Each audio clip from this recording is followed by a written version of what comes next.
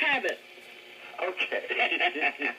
Hey, Brenda, to me, it seems like as black people, as African Americans, as people of color, that we are just under concerted attack. We can go back to the Voting Rights Act, and it seems to me, I don't know, maybe it's just my conspiracy theory mind, but it appears, I mean, it's just wondrous, not wondrous, but it's that the Supreme Court said okay to equal rights for gays, lesbians, that contingency, and then with the left hand, and then with the right hand struck down the Voting Rights Act. Right. That was working. Yeah. But see, this is all part, as I believe, of a concerted plan to diminish the rights of black people, of all people and women, everyone who has fought over the years for equal protection of the law. And the point I want to get to is when Martin Luther King, when he finished right before he was shot, and during that time, he had switched over to economics. Yes, he had. He had recognized the extent to which we were able to get certain gains through the political system, but he had also switched over to economics and had started to focus on that. And it's probably no wonder that he was assassinated right after he started switching over to it and focusing on economics. And Carl, mind you, in 1963, how he garnered over 225,000 people to come to Washington, D.C. at that time in history. At that time. Now, and speaking of history, now, I've had a lot of time to do some thinking. I've had a lot of free time recently. But one of the things, I mean, when you look at Martin Luther King, we know that he patterned the movement on Gandhi. And when Gandhi, one of the things that Gandhi, he was known for nonviolence and what have you.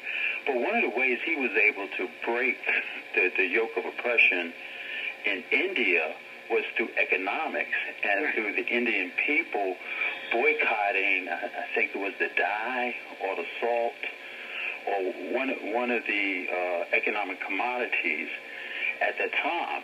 And so my point is that as we look at situations that are happening to us now, I believe that we have to take a page out of Martin's playbook, because he had a big playbook, and we a lot of times focus on just one or two of his plays, but he had a lot of good plays. And one of his was economics and direct action. And I think we have to start beginning to look at ways to use direct action and our economic power to influence the outcomes that we want to see.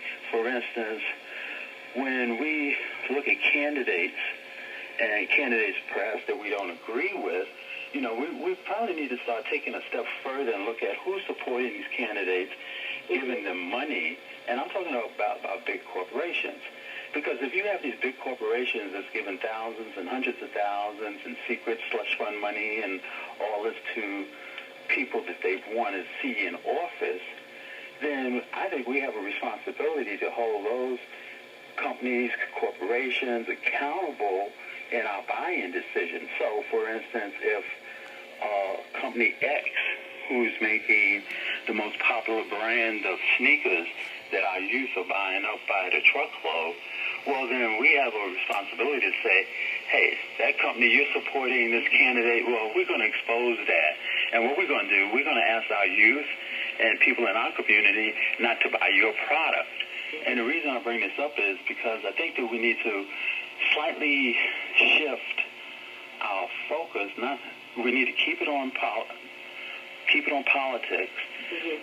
kind of refocus it a little more sharply toward economics, but economics with direct action, as can be done in this new social media age. And so I just throw that out there as as a point of view Yeah. And, maybe, there might be some conversation about that. But I think that we have to more forcefully, i.e. economically wise, start holding those who oppose us, who oppose equal rights for people, who oppose equal voting rights or what have you, that we have to start holding them accountable at the economic level, start harnessing our power, our economic power, because black folks spend so much money. I don't have the statistic right in front of me. But if we say, for instance, okay, you want to support crazy candidate A, fine. Then we're putting the word out all across the country that we're not buying your sneakers or we're not buying your bracelet or whatever it is. And we need to focus on this because one of the ways we can get people to change their mind is to hit them in the pocketbook. And I think that we take for granted the economic power of black people nationwide. And that's just my point for today. Well, Carl, let me tell you this. At the National Convention, you know about Trayvon Martin. Well, when Martin Luther King III came up and spoke, and he said, think about this. What if we boycotted? What if we stop buying orange juice from Florida until Florida reverses stand your ground law? There you go. That's what I'm talking about. And Martin III said that, and I said, now I know his daddy got to be proud. He still there said that.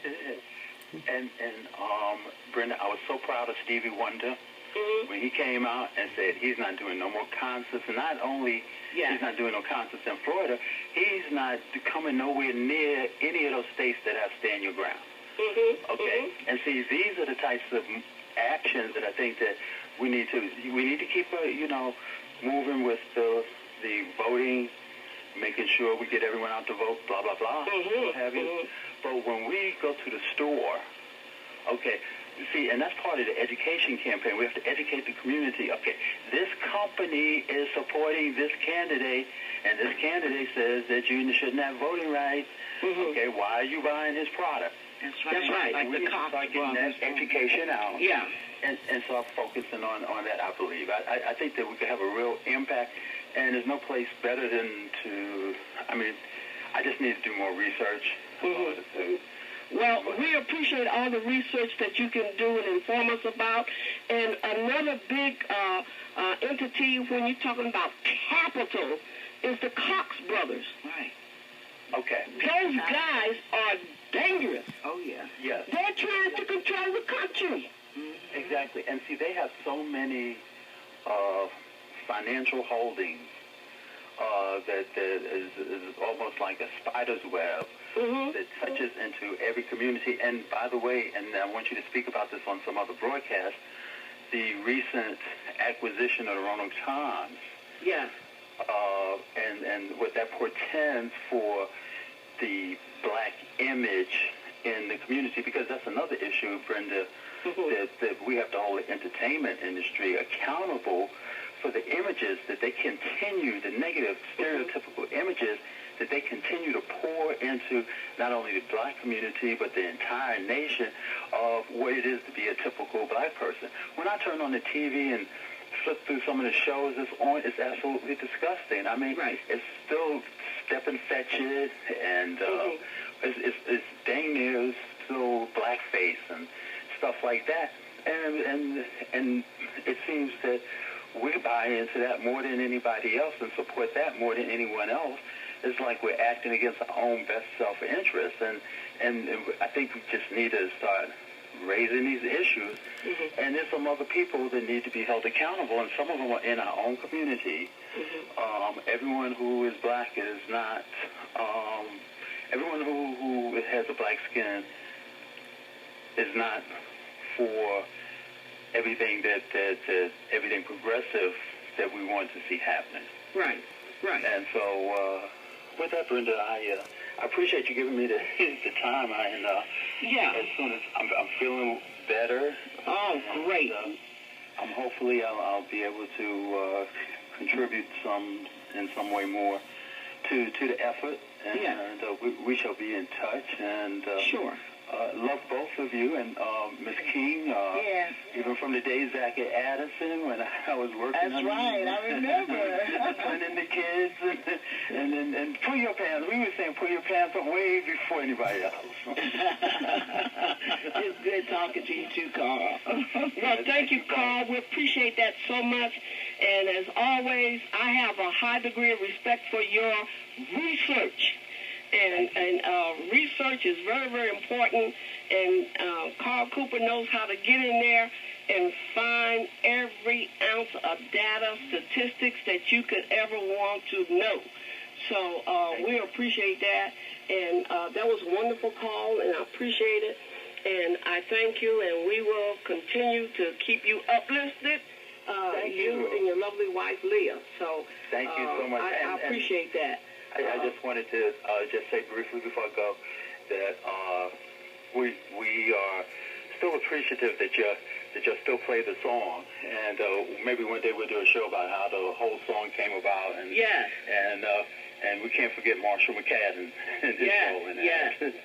And so, Brenda, thank you so much, and I hope you all have a good day, and maybe I'll see you down at the Peach Festival. Okay, all right. That was really great. That's good.